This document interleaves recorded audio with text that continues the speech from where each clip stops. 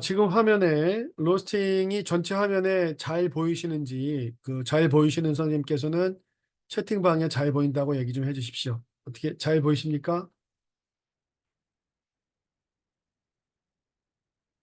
예, 감사합니다. 자, 그러면 강의 시작하겠습니다. 자, 이제 우리가 이제 로스팅도 커피 강사의 범위 내에 있는데 우리가 바리스타를 가리키는 커피 강사가 있고 또 로스팅을 가리키는 커피 강사가 있고 이렇게 되어 있습니다. 그런데 이제 커피 인문학 강사는 커피 로스팅과 커피 테이스팅까지도 두루 잘 알고 있어야 되고, 인문학 강의를 위해서 모든 선생님들이 다 커피 전문가의 모든 소양을 다 갖추는 것까지 요구하지는 않아도 될 것 같아요. 그러나 커피에서 다뤄지는 주된 영역, 바리스타의 영역과 로스팅의 영역과 그다음에 브루잉하는 또 그 영역, 이제 바리스타의 영역과 좀 겹치죠. 우리가 일반적으로 바리스타 하면 에스프레소 머신을 갖다가 다루는 거고 그거 외에도 이제 다른 도구들이 있죠. 그다음에 한 잔에 담겨 있는 커피의 향미를 통해서 품질을 가늠하는 커피 테이스팅 영역이 있는 거죠. 기술적인 부분은 그렇게 바리스타, 에스프레소 머신 그 외에 브루잉, 로스팅, 테이스팅 이 영역에 대한 기본적인 것은 아시고 그 다음에 이제 역사와 문화와 철학과 심리학, 뭐 언어학 이런 쪽에 이제 커피 인문학을 다루게 되는데 오늘 이 로스팅 부분은 저희 커피 비평가 협회에서 다루는 로스팅 수업 시간에 그 과정들을 어떤 것을 다루고 우리가 어떤 것을 알아야 되는지에 대한 것을 간단히 스캐닝을 하고 이제 여러 선생님께서 커피 강사로 활동을 하실 때 로스팅 같은 경우에도 지금 오늘 보여드릴 이 내용을 수업에 다루게 되는 것이다. 근데 커피 인문학은 이 안에 이거를 알고 한 잔에 담기는 커피 맛이 로스팅 과정에서 로스팅의 어떤 변수들이 완성되는 커피 한 잔의 맛에 영향을 끼치는지를 갖다 이해하는 것이 중요한 것이죠. 자, 이제 안에 이제 들어가 보면 앞부분에 이렇게 커피 강사 자기를 소개하는 그런 것들을 반드시 써 주시고요. 그다음에 이제 준비물에 대한 거, 뭐 좀 내려야겠구나.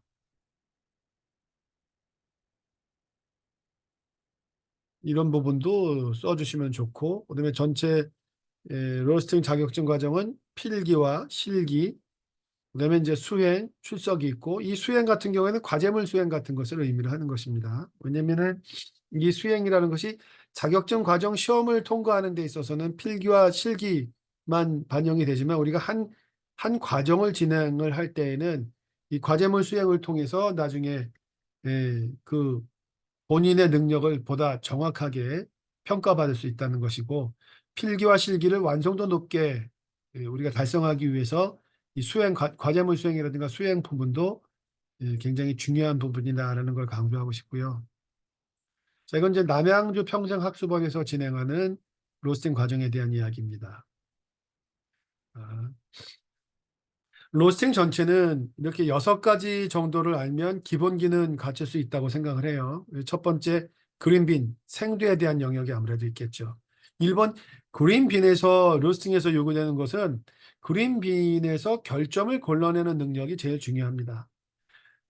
품질을 평가하고 하는 부분은 경험적인 부분이에요. 생두만 보고 커피의 품질을 알 수가 없지요. 커피의 품질을 구성하는 여러 요인 중에 하나일 뿐입니다. 외관이 좋다고 해서 그 안에 들어있는 성분들이 충분하고 우수하다라고 얘기할 수 없습니다. 그래서 커피는 반드시 로스팅을 하고 난 다음에 적절한 추출법을 통해서 그 맛을 평가했을 때 그 생두의 품질이 좋다 안 좋다를 우리가 알 수 있는 것이고 로스팅이라고 하는 것은 출발점 자체가 그린빈을 그린빈에 있는 그러한 어떤 잠재력을 올바르게 표현하는 것을 요구하는 겁니다. 어떻게 하면 커피를 맛있게 볶을 수 있는가? 이것은 이제 스토리텔링의 문제고 기술적인 측면에서 또 전문가의 한 영역에서 아니면 로스터로서의 직업군의 한 형태로서 로스터에게 요구되는 것은 엄청나게 맛있는 커피를 볶는 방법을 요구하는 것이 아니라 생두 자체를 잘 가려내서 생두가 갖고 있는 성분을 올바르게 표출할 수 있는 기능을 수여할 수 있는 그걸로 충분하고 그게 사실은 다 전부입니다. 그러면 커피를 로스팅할 때 더 멋지고 더 맛있는 맛을 내기 위해서 로스터에게 어떤 것이 요구되느냐라고 할 땐 그때는 커피 생두, 재료를 올바르게 감별하고 선택해낼 수 있는 능력. 그것이 곧 로스팅의 기술이죠. 왜 그럴까요? 생두를 잘 알아본다고 하는 것은 수많은 로스팅의 경험을 가지고 그다음에 맛까지 보는 것을 의미하는 거예요. 커피 로스팅이란 커피를 볶는 것만을 의미하는 것이 아니라 볶은 것에 대한 결과물을 맛으로서 확인하는 단계까지가 로스팅의 영역입니다. 이 로스팅의 경험이 많을수록 이제 생두를 보는 안목이 키워진다라는 거죠. 그런 의미에서 생두를 볼 줄 아느냐라고 하는 것이 곧 로스팅의 능력이다라고 보셔도 되고, 그다음 중요한 것은 로스팅의 기법이 아니라 테이스팅이죠.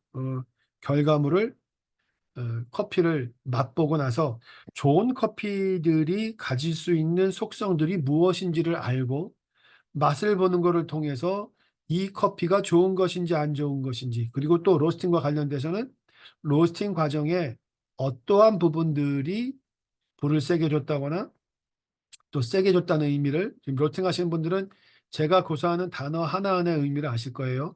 불을 세게 줬다라고 하는 의미는 과한 센 양을 많이 줬다라고 할 수도 있고, 그다음에 총량이죠. 로스팅을 길게 해서 콩 하나가 받는 열량을 많이 줬다. 다시 말해서 진하게 볶았다라는 의미. 그러니까 그 의미 하나하나가 커피 맛의 차이를 유발하기 때문에 커피 맛의 차이를 유발하는 표현들에 대해서는 정확하게 구사를 할 수 있어야 된다라는 그런 부분입니다. 세 번째, 물리적 변화라고 하는 것은 커피 생두에서 일어나는 물리적인 변화죠.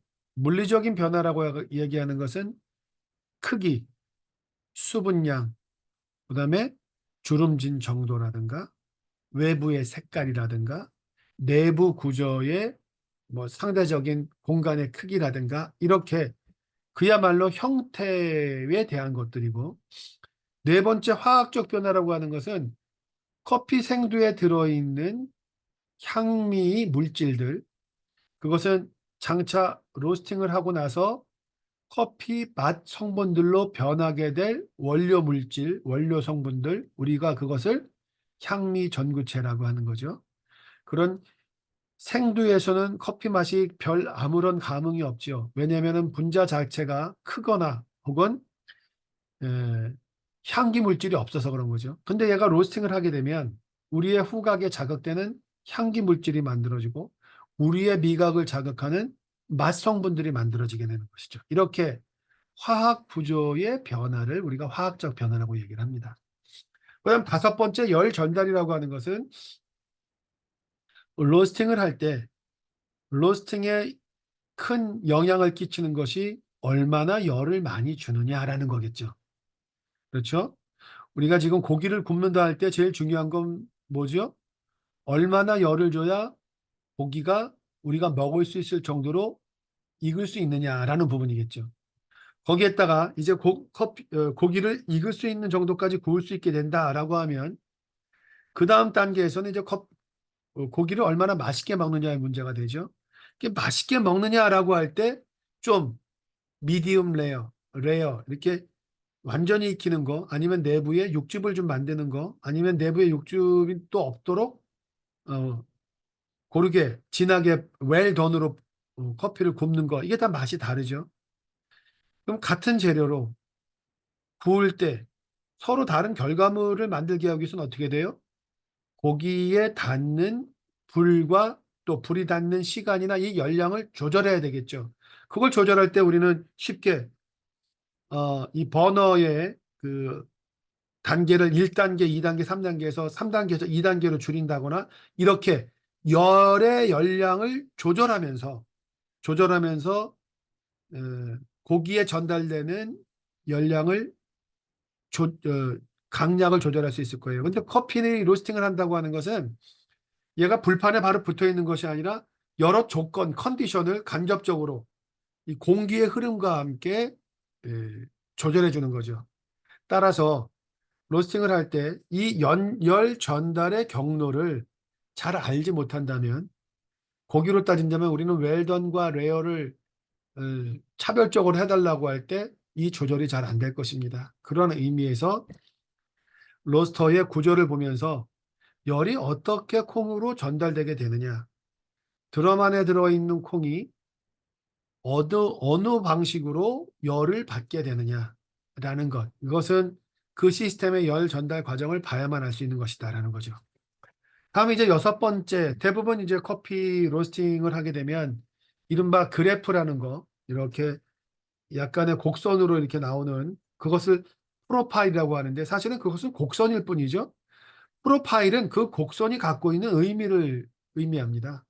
곡선이 위에 콩을 투입하면 밑으로 떨어졌다가 드럼 내의 온도와 생두 자체의 온도가 같아지는 지점부터 이제 온도가 올라가기 시작하는데, 생두에 갖고 있는 구조 자체가 물이 끓는 것처럼 직선으로 올라가지 못하고 안에 공간과 태원형이 있기 때문에, 그다음에 생두가 갖고 있는 물이 또 끓는 점이 오름이 있고 물을 저항을 하게 돼서 이렇게 곡선으로 확 올라가는 구조를 갖게 됩니다.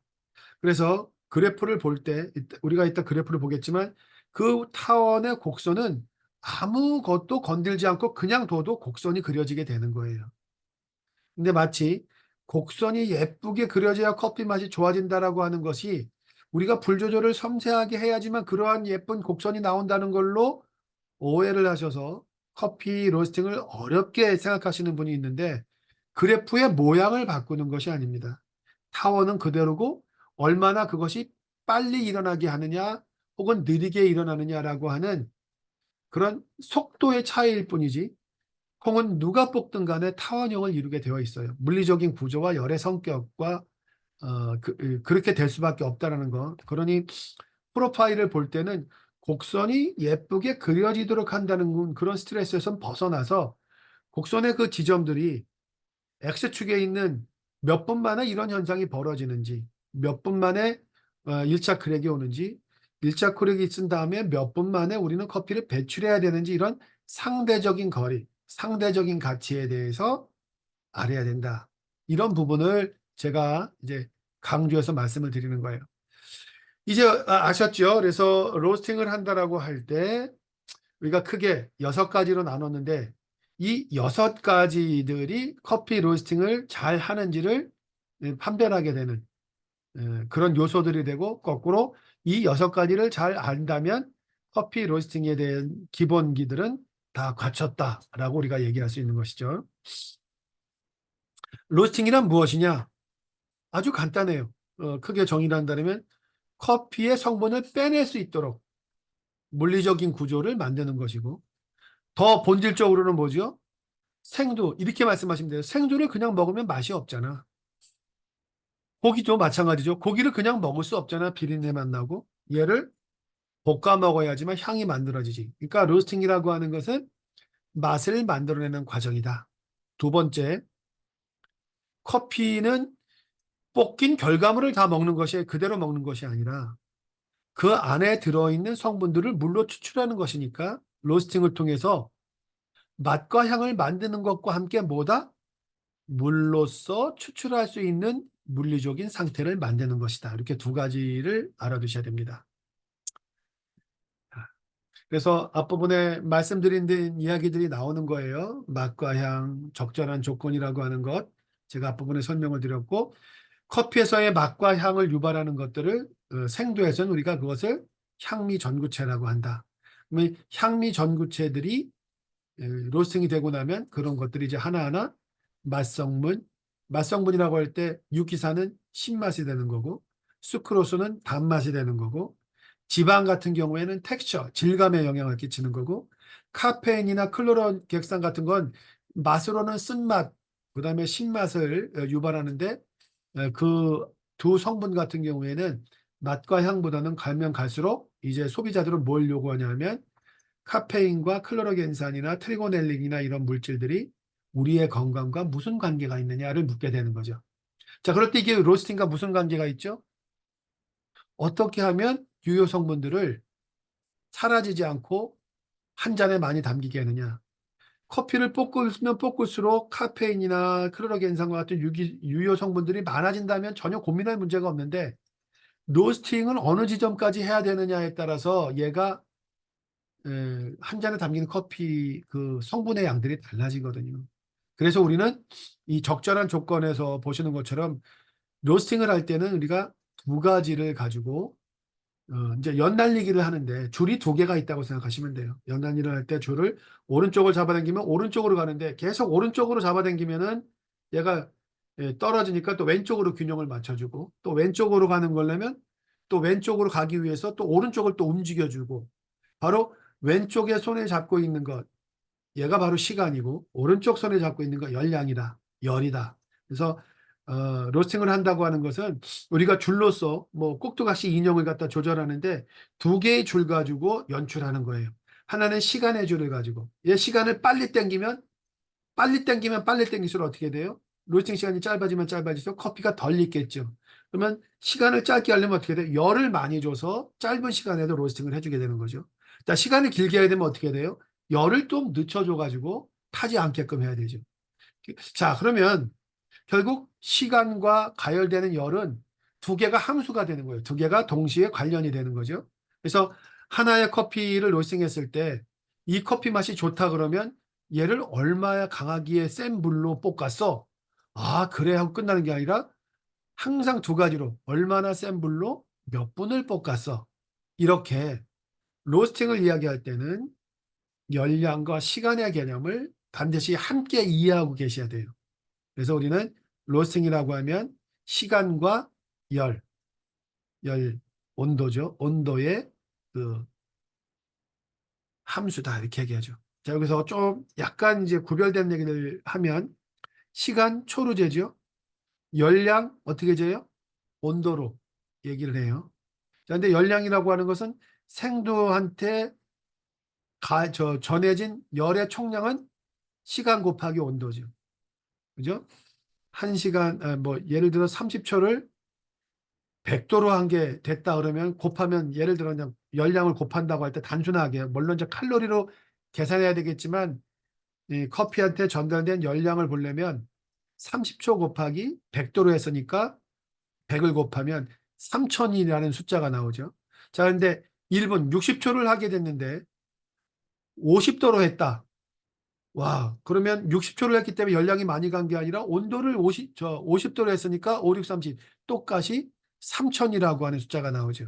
그러면 시간만 놓고 볼 때는 하나는 30초를 로스팅하고 하나는 60초를 로스팅했지만 열량을 달리 주는 바람에 두 개는 같은 로스팅이 된 거죠. 같은 익는 정도. 자, 이렇게 열량만 따지면 로스팅 쉬워 보여요. 뭐 그러면 고민할 것도 없네.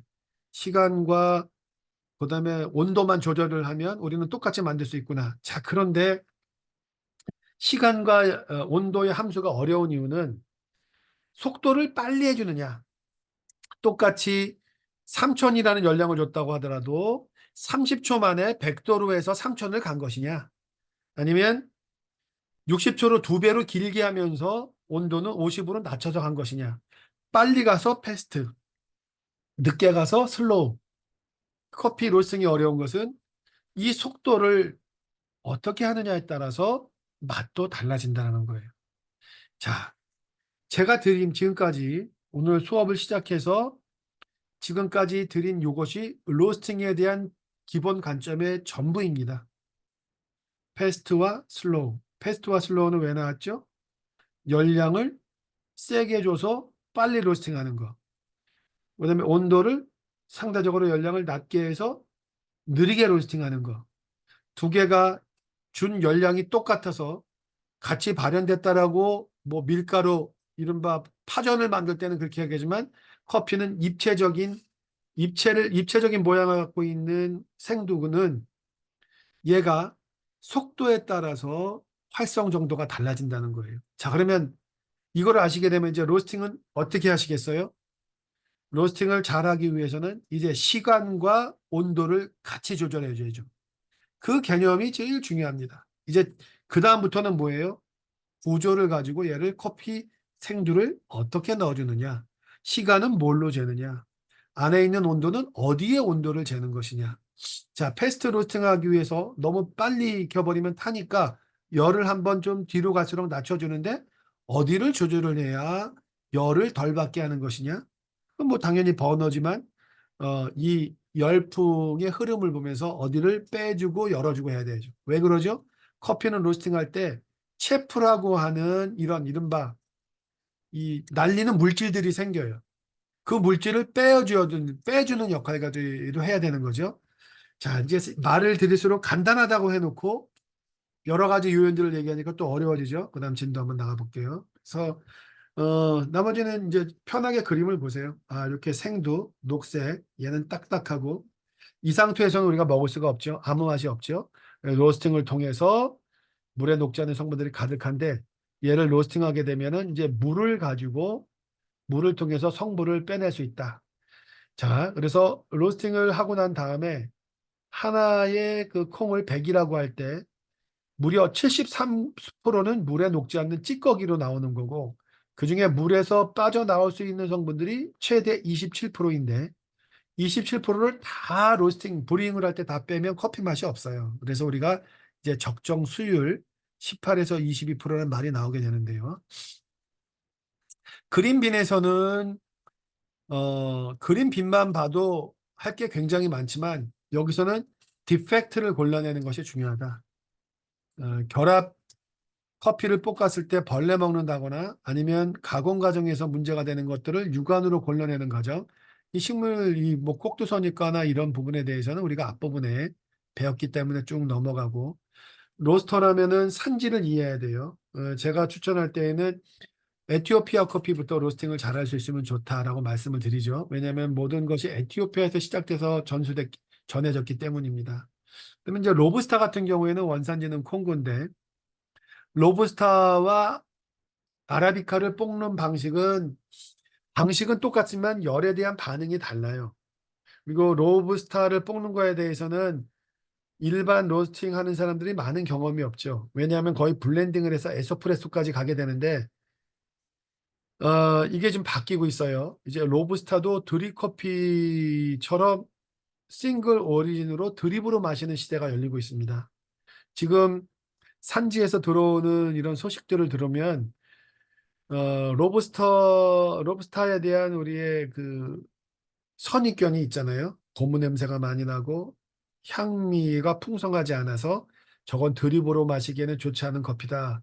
저도 거기에 대한 선입견이 많은데 로부스타를 제가 지금까지 먹어본 건 아무리 좋다라고 얘기하더라도 그 본질적인 묵은 조리퐁 냄새라든가 고무 냄새를 극복하기 힘들었어요. 그런데 로부스타가 지금 아라비카와 구별이 잘 되지 않을 정도로 산미도 있고 맛있다는 얘기들이 점차 들어오는데 그런 커피들을 빨리 만나서 우리가 한번 테이스팅을 해봤으면 좋겠습니다.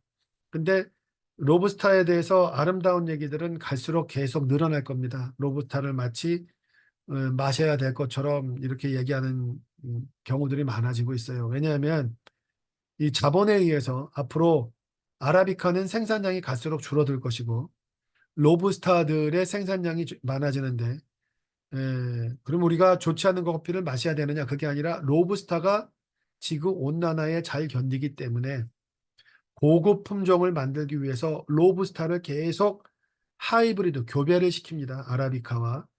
그러니 로부스타의 성격을 갖고 있는 그런 그 커피들이 많이 나오게 되고 심지어는 로부스타의 재배지가 이제 고산지대까지도 개발이 되면서 로부스타 자체가 맛이 또 예전보다는 개선이 되는 부분들도 있어요. 그래서 커피를 공부하는 분들은 우리 당대에 제가 있을 앞으로 10년 내에 이루어질 일은 아니지만 그 이후에는 이제 로부스타도 스페셜티 커피라고 하는 용어들이 보다 보편화될 것이다. 이 커피를 볶는 거는 로부스타라 해서 다르지 않아요. 다만 더 동글동글하고 로부스타의 밀도가 높지 않기 때문에 열에 더 빨리 반응하는 그런 부분이 있기는 합니다. 근데 그거는 아라비카이건 로부스타이건 로스팅을 할 줄 알면 다 몇 번만 해보면 그 콩에 맞도록 상황을 조절할 수 있는 것이니까 너무 생두가 품종이 뭐냐에 따라서 로스팅을 달리해야 된다는 그런 수많은 말에 너무 현혹되지 마시고 콩을 로스팅하는 것은 콩에 따라서 우리가 컨트롤, 열량을 패스트나 슬로우의 사이에서 조절할 수 있는 능력을 갖는다면 어떤 콩이든 상관이 없다. 심지어는 그거를 깨우치게 되면 로스팅을 갖고 계신 분들은 실제로 콩도 볶아 보세요. 우리 검은 콩도 볶아 보시면 똑같이 크랙이 납니다. 소리가 나고 거기에 반응이 이루어지고 다 이루어지니까 커피 로스팅 하시는 분들은 로스팅기에다 콩도 볶아 보십시오. 콩을 볶으면 뭐가 좋을까요? 안에 커피 기름도 좀 제거가 됩니다. 체리에 대한 구조들 이제 이렇게 어, 반타연형으로 반구형으로 동글게 꽉 차 있는 것이 아니라 안에가 보면은 이렇게 손가락에 말린 것처럼 이 사이사이가 센터컷을 통해서 열이 들어가거든요. 이 그래서 열 조절을 섬세하게 잘해야 돼요. 커피가 탔다라거나 커피를 적절하게 태우면 탄 맛이 아예 없는 게 아니죠. 왜냐하면은 전체적으로는 타지 않았다고 하더라도 양쪽의 뾰족한 끝이나 센터 것 같은 데에는 열이 들어가서 그 부분은 상대적으로 탄 맛이 스코치된 맛이 들어갈 수 있습니다. 자, 우리가 이제 이건 많이 하는 얘기죠. 한 잔의 커피의 맛을 하는 거 지난번에 제가 말씀드렸을 거예요. 제일 중요한 것은 생도 자체다. 왜냐하면 생두의 품질은 커피를 볶거나 커피를 브루잉하는 소비지의 바리스타들이 관여할 수 없고 이미 정해지게 되는 것이죠. 네. 그런 의미에서 생두를 존중해주고 하는 게 의미가 있다. 여기 부분에서는 이제 다른 것보다 많은 분들이 궁금해하세요. 우리가 아라비카라고 할 때는 4N이죠. 염색체 수가. 로부스타라고 하는 것은 2N입니다. 그래서 염색체 수가 다른데 두 개가 교배를 한다고 할 때 이게 교배가 이론적으로는 일어날 수가 없죠. 그런데 1970년대 그때 이 동티모르에서 아라비카와 로부스타가 자연적으로 교배한 그 하이브리드 티모르가 나오죠. 자, 아주 굉장히 멋진 질문을 하는 거예요. 그렇게 아라비카와 로부스타가 교배를 하게 돼서 나오는 그 티모르, 하이브리드 티모르라든가 그다음에 로부스타의 혈통이 들어가 있다고 하는 카스티오라든가 콜롬비오라든가 그다음에 이카츄 같은 그런 품종들은 염색체가 2N입니까? 4N입니까? 라는 질문을 하게 됩니다. 지금 강의를 듣고 계신 선생님들 혹시 아세요? 하이브리드 티모르, 아라비카와 로부스타가 교배가 된 그거는 4N으로 교배가 된 겁니까? 2N으로 교배가 된 겁니까? 라는 질문에 여러 선생님들께서는 이제 대답을 4N입니다. 라고 말씀하셔야 돼요. 로부스타가 2N이지만 얘가 돌연변이가 돼가지고 어떨 땐 상황에 따라서 2N이 4N과 만날 수 있도록 자기가 복제가 되는 그런 능력을 갖고 있습니다. 그래서 아라비카와 로부스타가 만난 것들은 모두 4N이 되는 것이다. 자, 그러면 4N이 되면 어떻다? 아라비카의 특성을 갖게 되는 것이다.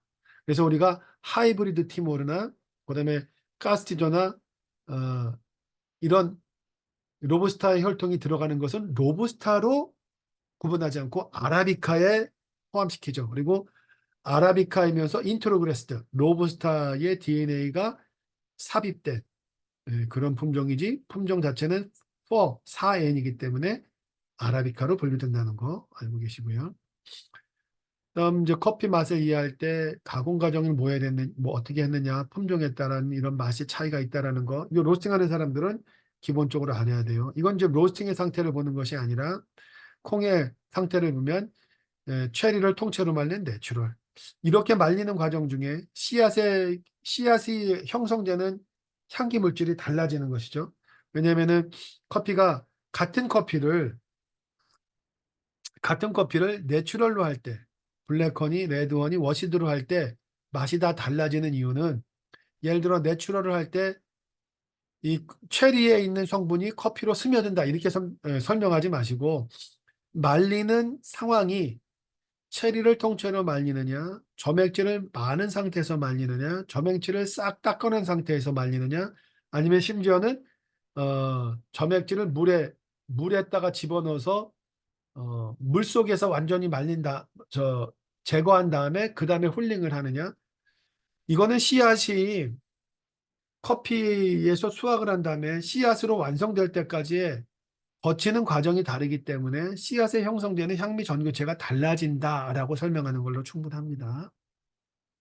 자, 이거 프로세싱은 오늘은 건너뛰겠습니다. 전에 다 했던 부분이고, 내추럴 같은 경우에는 과육이 붙어 있는 상태에서 하게 될 경우 말리는 과정에서 그 열매 통째의 내부에 발효가 일어나고 그 발효가 일어나서 생산되는 아세틱이라든가 약간의 알코올 기운들이 어떻게 되든 완성되는 커피에 영향을 끼치게 되더라고요. 그래서 그렇게 될 경우 내추럴 커피를 갖다가 로스팅을 해서 우리가 커피를 마시게 되면 발효치가 들어가요. 발효치라고 하는 것은 어, 발효치가 뭐지? 김치 같은 건가? 뭐 같은 거? 알코올 같은 건가? 맞습니다. 약간의 그런 알코올 발효의 느낌이 좀 난다라는 거예요. 그걸 어떻게 표현했냐면 신선한 복숭아를 먹느냐 아니면은 완숙한 복숭아를 먹느냐의 향기의 느낌. 포도를 먹느냐 건포도를 먹느냐. 왜냐하면 건포도는 말리는 과정에 발효치가 들어가는 거거든요. 커피도 과육을 먹는 건 아니지만 그렇게 과육을 발효하게 되면 그 발효가 된 발효치들이 완성되는 커피에도 포함이 된다. 그래서 과일의 맛보다는 이렇게 퍼멘티드 와이니한 맛들 이것이 좀 들어가는 것이 내추럴이다. 워시드 같은 경우에는 발효치가 일체 들어가질 않죠. 수조에다가 집어넣고 발효의 과정이 거친다 할 때 그 발효는 거의 24시간이나 혹은 뭐 48시간 정도라도 저 밖에 있는 점액질을 제거해서 그것이 물속으로 퍼지기 때문에 씨앗에 발효치가 들어가는 것은 거의 있지가 않습니다. 그러니까 워시드에서는 향미가 발효치라든가 혹은 탁하거나 이러지 않고 산미와 단맛이 깨끗하다라고 이렇게 얘기를 하는 거죠. 자, 그런 내용이고 이게 지금 왼쪽에 있는 사진이 발효가 일어나는 사진이에요. 왜냐하면 얘가 점액질이 있는 상태에서 물에다가 담가두면 물 속에 있는 박테리아들이 점액질을 갖다가 먹으면서 이렇게 알코올과 이산화탄소를 유발하거든요. 그러니까 가스가 나온다고 하는 건 지금 이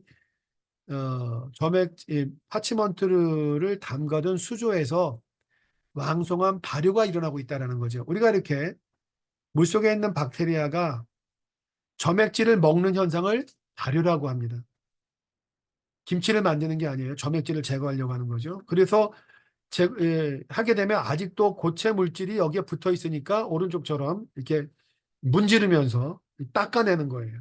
이건 지금 에티오피아의 그 실리카 농장이고 케냐에서는 이렇게 닦은 다음에 그 다음에 한 번 더 수조에다가 집어넣어요.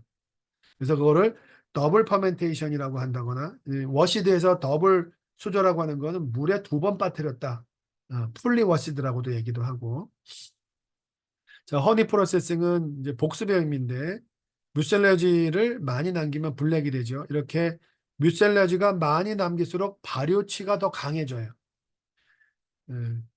내추럴 쪽으로 가까워진다는 뜻이죠. 상대적으로. 펄프도 내추럴이라는 것은 브라질에서 하는 방식이고.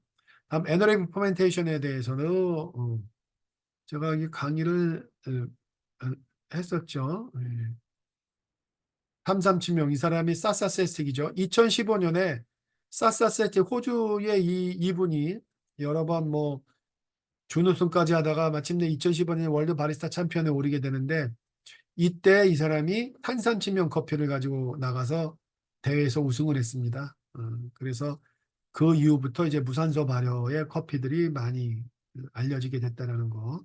이 나라마다 프로세싱 방식들이 예전에 에티오피아라 그러면 모두 다 내추럴만 있었다가 점차 워시드를 도입하게 됐고 예전에 콜롬비아도 워시드만 했다가 지금은 한 나라에서 거의 모든 종류의 가공법을 다 하고 있고요. 또 하나 중요한 건 갈수록 그 환경 문제 때문에 물이 충분하지 않아요. 그래서 대량 생산하는 곳은 세미 워시드 방식으로 물을 쓰지만 수조 때보다는 덜 쓰려고 노력을 하고 브라질 같이 커피를 대량 생산하는 곳은 물을 쓸 수도 없어요. 그래서 손실이 크다고 하더라도 내추럴 더 빨리 가기 위해서 과육을 벗기는 펄프도 내추럴을 한다라는 거. 이제 로스터로서 중요한 내용들이 지금부터 나오기 시작합니다. 왼쪽에 보이는 것처럼 이 디펙트를 다 고를 수 있어야 돼요. 요렇게 검게 나오고 이렇게 얼룩처럼 보이는 거 있죠? 요거는 박테리아에 한 겁니다. 곰팡이가 쓰는 거고. 이렇게 구멍이 난 것은 박테리아가 아니라 곤충에 의한 거예요. 보러와 같은 곤충에 의한 것이고. 이렇게 모양이 다른 것은 우리가 얘를 유전적인 원인이라고 하는데, 어, 생두 자체가 완벽하지 않아서 걔가 이렇게 제가 말씀드렸죠. 생두의 3차원적인 구조는 손을 이렇게 말하는 것처럼 되어 있다. 그런데 얘가 견고하지 못하면 이쪽 부분이 하나가 성장 과정에서 문제가 생기면 얘가 떨어지는 겁니다. 그래서 조개 껍데기처럼요, 가운데 쉘처럼 나오는 것이 있고 얘의 반대편의 짝이 얘가 되는 거죠. 얘가 두 개가 합쳐지면 하나가 되는 거예요. 이렇게 떨어지게 되는 거, 이걸 쉘, 조개의 모양이라 그래서 쉘이라고 하는데, 얘를 로스팅할 때마다 굳이 지금은 빼내지 않아요. 스페셜티 커피 할 때는 빼낸다고 하더라도 얘 같은 경우에는 진하게 할 때는 문제지만 할 정도까지 되진 않거든요. 그렇다고 해서 벌레가, 곤충이 여기에 뚫고 들어가면 여기에 화학 물질을 갖다가 배설물을 내죠. 그죠? 그리고 또 하나는 생두가 벌레를 이기기 위해서 여기다 알 같은 걸 놔서 화학적인 이상한 성분들을 만들 때 얘가 자기를 보호하기 위해서 자기도 물질을 내요. 이제 그런 물질들, 곤충이 들어왔을 때 알을 낳는다거나 아니면 생두가 그 곤충을 이겨내기 위해서 어떤 물질을 분비하는 것, 그런 것들이 나중에 콩을 볶아서 먹어보면 행복하지 않은 거죠. 그런 의미에서 디펙트는 독특한 이치가 있고, 또 하나는 로스팅을 할 때 이 구멍으로 열이 들어가서 내부가 상대적으로 더 많이 탑니다. 그러면 스코치도 탄 맛을 많이 부여하게 되는 거고, 이 곰팡이 같은 경우에는 이 곰팡이가 대사를 하면서 만들어내는 이상한 물질들이 얼마나 많겠어요. 그러면 이렇게 곰팡이가 쓴 생두를 로스팅하게 되면 어떻게 얘기를 해요? 커피에서 나오지 말아야 될 이상한 맛들이 나온다. 이 두 가지는 그런 의미에서 아주 안 좋은 케이스가 되는 거예요. 이런 것들이 많이 있는 것, 어느 정도 일정 이상 있는 것은 스페셜티 커피가 될 수가 없습니다. 자, 얘들 이제 이쪽에 있는 것은 갈라진 거죠. 뭐 유전적인 요인에 의해서 덜 익은 것들. 그러니까 그 커피 체리가 빨갛게 익을 때 그 안에는 씨앗이 단단하단 말이에요. 자, 그런데 녹색으로 덜 여문 것들은 어떻게 되죠? 우리가 펄핑을 할 때, 기계 사이를 통과할 때 얘가 눌립니다. 눌려서 갈라진 게 이런 모습이에요. 한쪽이 약해서 떨어져 나간다거나 이런 모습들은 대체적으로 덜 익거나 체리 상태에서 좀 노출해서 문제가 된 것들이 가공 과정에서 상처를 입은 거죠. 이렇게 된 것들도 어떻게 돼요? 로스팅할 때 상대적으로 다 타서 얘들로 인해 가지고 이상한 맛들이 나오는 거죠. 오른쪽에 있는 얘 주름 잡힌 거는 임머처라 그래서 성숙하지 않은, 얘도 역시 덜 익은 열매에서 나온 거예요. 그다음에 얘는 체프가 붙어 있는 상태에서 쩔은 거죠. 물속에, 대개 이제 물속에서 있는 워시리에서 많이 나오는데, 어떤 이유에서든 간에 얘는 물이 많이 들어간 상태에서 말려서 거의 쩔어진 상태가 되죠. 이럴 때는 신맛이 많을 가능성이 있어요. 이게 익힌 게 아닙니다. 익힌 게 구운 게 아니에요. 자연적으로 그럴 때 우리가 그래서 퍽시라고 해요. 여우 빛깔이라 그래서 퍽시라고 하는데, 얘도 물에 쩔은 형태가 돼서 거의 그 날카로운 식초 맛이 많이 납니다. 그리고 얘 같은 경우는 있어서는 안 돼요. 얘는 박테리아가 들어간 정도가 아니라 온통 다 썩어버렸죠. 그죠? 이런 커피는 있으면 안 됩니다. 예. 이렇게 커피를 로스팅을 할 때 로스터가 생두를 일일이 다 피킹을 골라내면서 좋지 않은 향미를 내는 것들을 골라내는 능력을 갖고 있어야 됩니다. 그래서 이렇게 커피 로스팅을 할 때 디펙트에 대한 공부들을 많이 해서 이런 디펙트가 어떤 맛을 유발하느냐 그거를 알기 위해서 저 공부할 때는 디펙트를 수차례 얘들이 한 독립적으로 그래도 한 100g이 몰릴 때까지 따로 모아서 디펙트를 따로 로스팅을 해가지고 이런 디펙트는 이런 맛이 나는구나. 이런 디펙트는 이런 맛이 나는구나. 예를 들어 이런 거는 먹을 수가 없습니다. 거의 구토가 날 지경으로 이상한, 얘들도 얘들끼리만 모아서 하면 먹을 수가 없어요. 굉장히 이상한 맛이 나죠.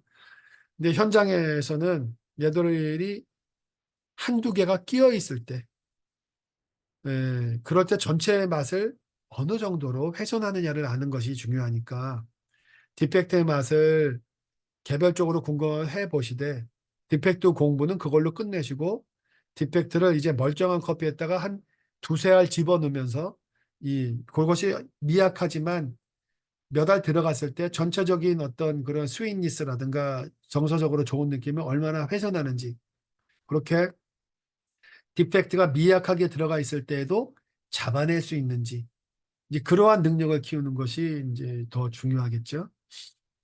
자, 다음 이제 생두의 등급은 콜롬비아는 사이즈에 따라서, 케냐도 역시 사이즈에 따라서, 그다음에 하와이는 사이즈와 결점도의 수를 같이 하죠. 그래서 생두가 크기만 해서는 안 된다. 거기엔 결점도가 몇 개 있느냐.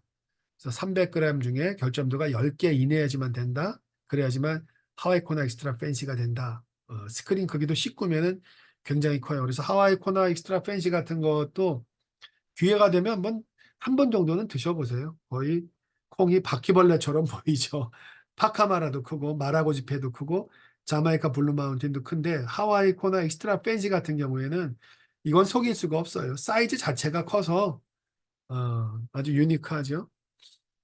스크린 사이즈란 이렇게 그 망을 갖다가 걸러서 그래서 우리가 대회에 나가는 것들은 이런 망들을 별도로 사가지고 또 큰 것만 다시 따로 골라내요.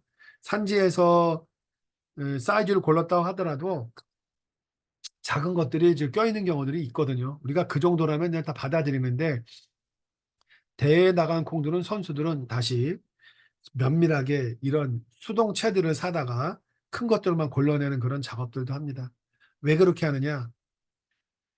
그러니까 커피를 사이즈로 구별하는 나라의 커피들은 큰 것일수록 성분들이 많이 담겨 있고 큰 것만을 모았을 때 커피의 맛이 훨씬 더 풍성하고 좋기 때문입니다.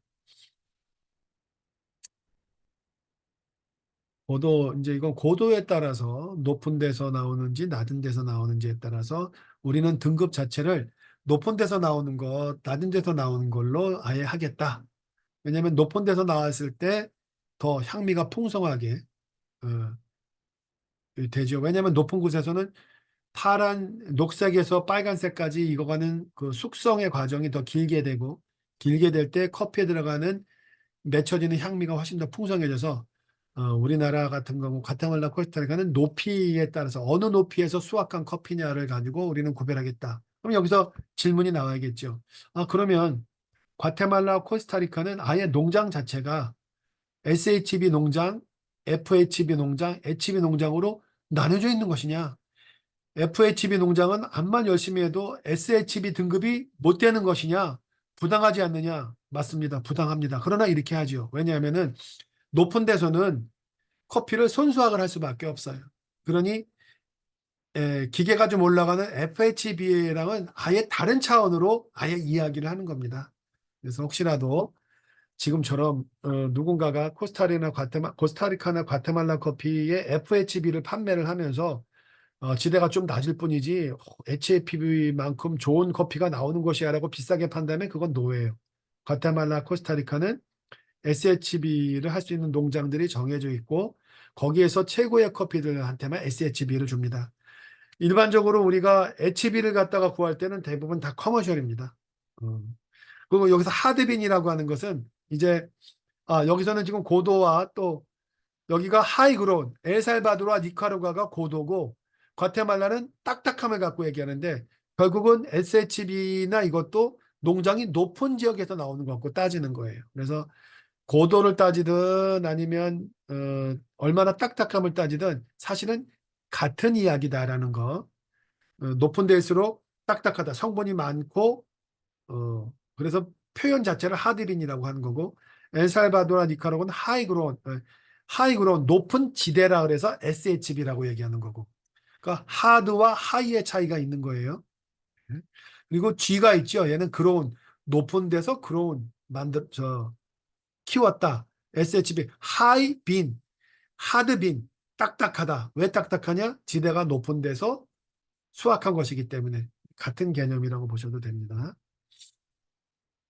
지난번에 고도가 높은 데서 좋은 커피가 나온 거 온도 때문이라고 말씀드렸고, 그다음에 이렇게 아까도 설명드렸지만 디펙트를 이 다 골라낼 수 있는 능력을 가지셔야 돼요. 그래서 여기서 중요한 건 이런 것들이 이런 맛을 낸다라는 거, 이런 공부들을 다 하시고, 커피 강사로 하기 위해서는 이런 맛들을 한 번 정도는 관능에 새겨야 돼요. 정말 이 약품과 같은 냄새가 나는구나. 이 완전히 그 발효 곰팡이에 쓰는 것들, 물에 오래 빠져있던 건 식초와 같은 느낌이 난다는 거, 인섹트 같은 경우에 곤충이 들어간 건 커피에서 나오지 말아야 될 그런 맛들이 나온다는 거. 그리고 정상적으로 잘 되어 있는 것은 이 성분이, 이것이 이제 커피 씨앗을 그 단면도를 전자현미경으로 찍은 사진이거든요. 그러면 이렇게 씨앗에 들어있는 성분들이 꽉 차 있을 때가 좋은 커피인 거예요. 만약 벌레를 먹거나 덜 익었다 그러면 여기 가운데가 텅 비게 되죠. 이한 자리에 모여 있는 것이 특이하죠. 높은 데로 갈수록 아직 꽃이 남아 있고, 낮은 데일수록 열매가 있어서, 이건 제가 콜롬비아에서 찍은 사진인데 1600m 고지에서 내려서 걸어 올라가고 있는, 그래서 높은 데 올라가면 꽃들이 아직 남아 있는 상태죠. 이걸 좀 더 자세히 보면 아까 이렇게 덜 익은 데서 나온 거는 씨앗이 텅 비어 있고, 잘 익은 데서 나온 것만이 이렇게 씨앗 안에가 꽉 차 있고 얘는 텅 비어 있다는 뜻입니다. 그래서 얘를 이제 로스팅하게 되면은 나타나게 되죠. 뉴크롭과 패스트크롭과 올드크롭은 알죠? 커피를 생산한 지 1년 이내, 1년에서 2년이 되면 이제 성분들이 말라 비틀어져 가지고 많이 없어지고, 패스트 크롭은 후미가 달라요. 후미가 굉장히 거칠어지고, 물론 앞부분에도 향미가 풍성하지 않지만 후미에서 거친 느낌을 보면 대번 알 수가 있습니다. 올드크롭은 밋밋하죠. 앞에 성분이 충분하지도 않고 많이 비어 있죠. 그래서 올드크롭을 소비하기 위해서 블렌딩, 섞어서 이제 팔게 되는 겁니다. 그래서 우리가 시중에서 커피를 블렌딩 한다는 것은 좋지 않은 커피를 소비하는 방식이라는 거예요. 자, 이제 커피 프로파일 그래프가 나오게 되는데, 이번 첫 시간이 좀 길었죠. 어느새 이제 거의 8시간 됐는데 잠깐 쉬셨다 하시겠습니다. 그럼 우리 지금 잠깐 10분 정도 쉬셔서 8시 10분에 이제 로스팅 프로파일 부분을 들어가겠습니다. 혹시 그 사이에 오늘 로스팅을 기다리셨던 여러 선생님 중에 이 부분을 오늘 수업 중에 좀 다뤄줬으면 좋겠다 하는 부분이 있으면 우리 채팅방에다가 메모로 남겨놓으시면 되겠습니다. 자, 그러면 우리 8시 10분에 뵙겠습니다.